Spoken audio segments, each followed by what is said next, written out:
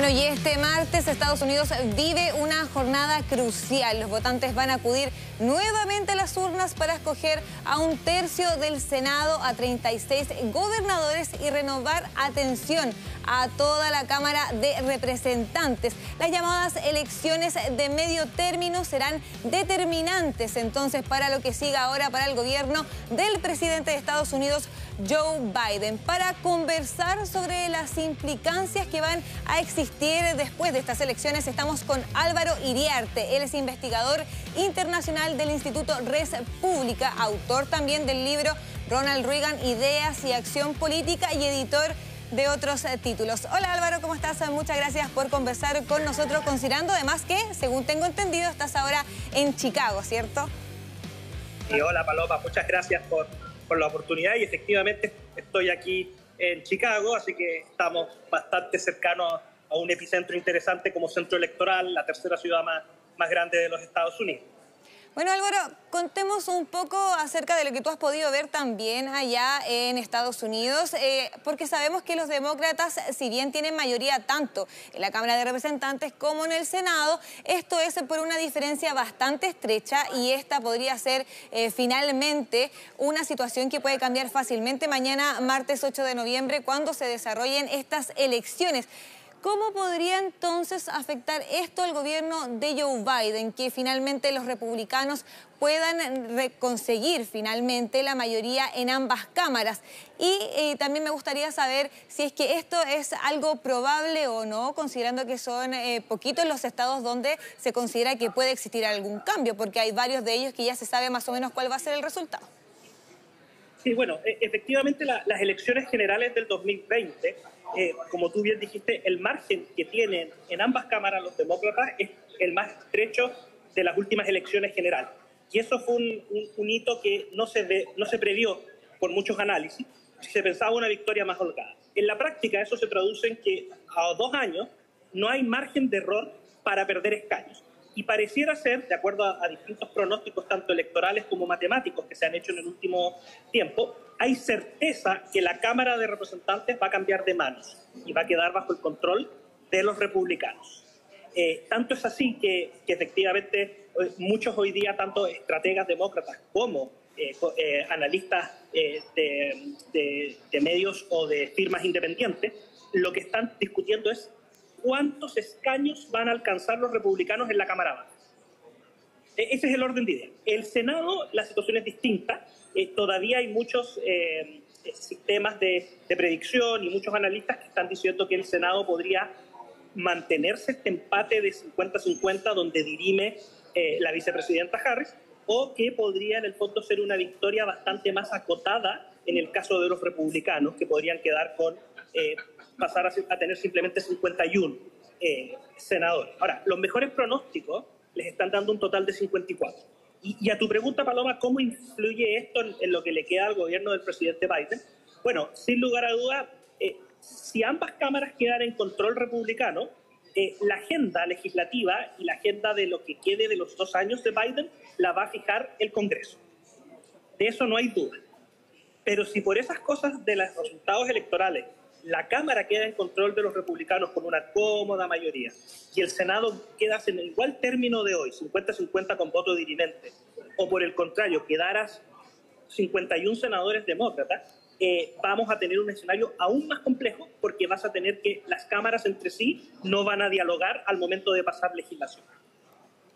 Claro, igual esto va a afectar sin duda, sea cual sea el escenario, si es que se pierde la Cámara de Representantes o el Senado, a la agenda, por supuesto, del presidente Joe Biden, pero también se dice que esto podría afectar, por ejemplo, en otros ámbitos, como por ejemplo que se decida poner fin a la investigación del ataque al Capitolio del 6 de enero del año 2021 y además iniciar otras investigaciones, como por ejemplo los negocios con China, que tiene uno de los hijos de Biden, por un lado, y además otro tipo de investigaciones que podrían afectar al actual presidente. ¿Podría ser esto así? ¿Podría existir esto de poner fin finalmente a la investigación del Capitolio, o una investigación bastante importante, sobre todo para lo que va a ser el futuro del exmandatario Donald Trump?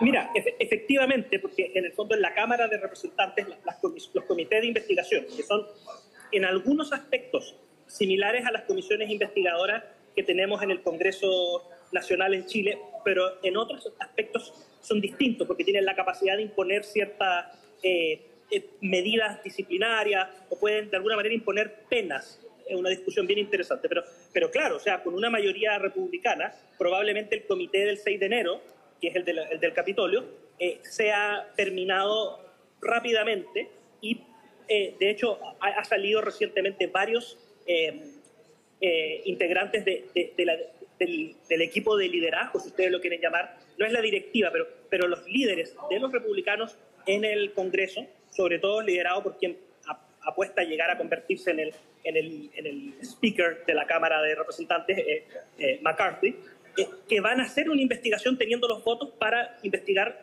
precisamente lo que tú mencionabas, los negocios, o hay toda una serie de negocios o presuntos negocios entre Hunter Biden, que es hijo de Joe Biden, con China, con Ucrania, y que estuvo dando vuelta durante la elección del 2020, pero que no se concretó con paneles de investigación ni tampoco con medidas posteriores.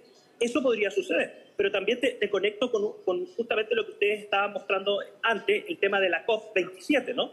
Resulta que Biden y parte importante del ala más progresista, más de izquierda del Partido Demócrata, han hecho una plataforma muy interesante en materia, o compromisos muy interesantes en materia de cambio climático.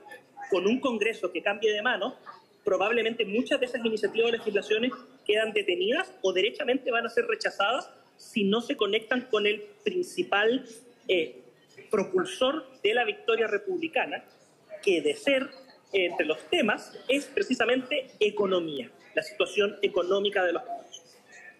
Por otro lado, también se dice que estos comicios de mañana martes podrían significar una especie de referéndum para saber cómo le está yendo al presidente Biden hasta ahora. Y si miramos las cifras, ¿cierto? Parece que no le está yendo tan bien porque tiene menos del 50% de aprobación desde agosto de este año. ¿El resultado de esta elección crees tú que podría tener implicancias en el índice, lo que queda entonces de estos últimos 2 años de su gobierno? Sí, sin lugar a duda, Paloma, porque efectivamente el éxito de los republicanos está en transformar la elección de medio término en un referéndum del gobierno de Biden. Y por eso que cuando tú tienes que los dos principales temas de preocupación de manera general o en promedio a nivel nacional son la situación económica, inflación particularmente, y la situación de crimen, orden y seguridad, si tú lo planteas en esta dinámica, te permite entender por qué los republicanos han incluso retomado una cierta energía en las últimas 2 semanas de la elección. Mientras que los demócratas trataron de mantener esto como una elección que tiene que ver con la democracia, para en el fondo evitar este tipo de conductas como la del 6 de enero en el Capitolio, o los derechos sexuales y reproductivos, específicamente con la decisión de la Corte Suprema en materia de aborto.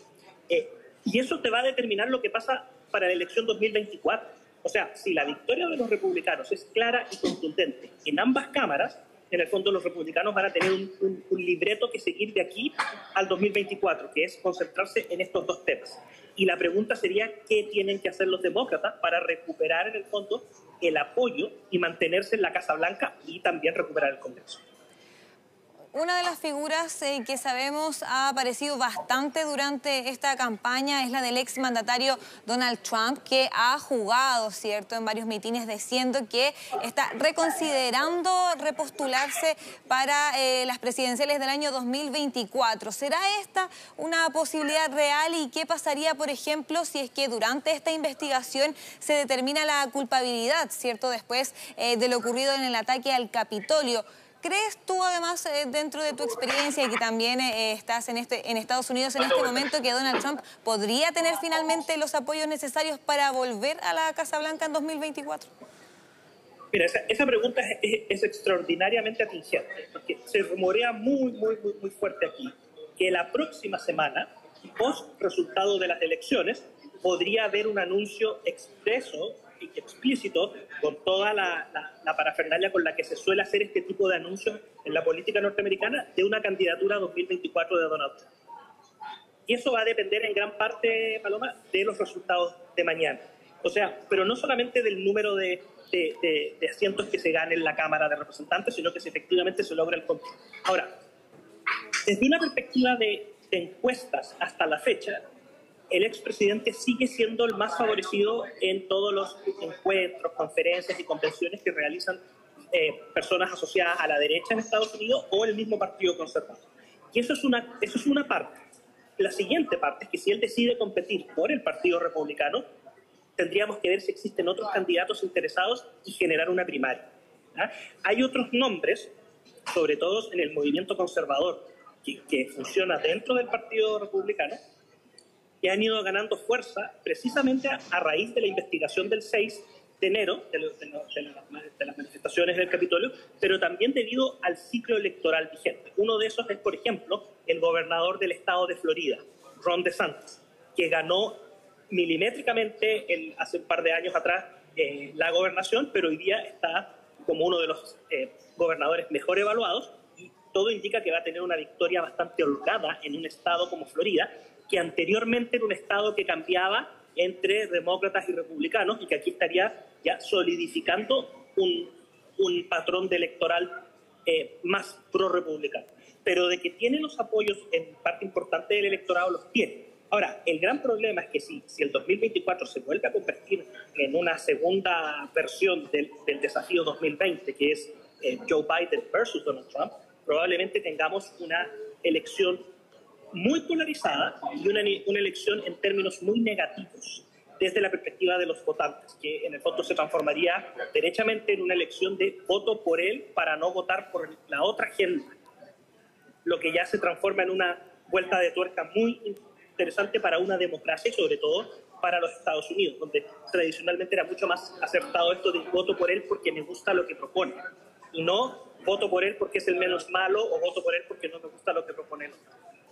Bueno, parece ser entonces una posibilidad bastante cierta esta repostulación del ex mandatario Donald Trump. Habrá que ver entonces qué ocurre este miércoles seguramente, después de que conozcamos los resultados de estas elecciones de medio término, elecciones cruciales también para el futuro del presidente Joe Biden. Muchas gracias entonces a Álvaro Iriarte, investigador internacional del Instituto Res Pública y además que escribió un libro sobre uno de los presidentes estadounidenses. Así que amplia experiencia tenemos ahí. Te agradecemos a la distancia, Álvaro.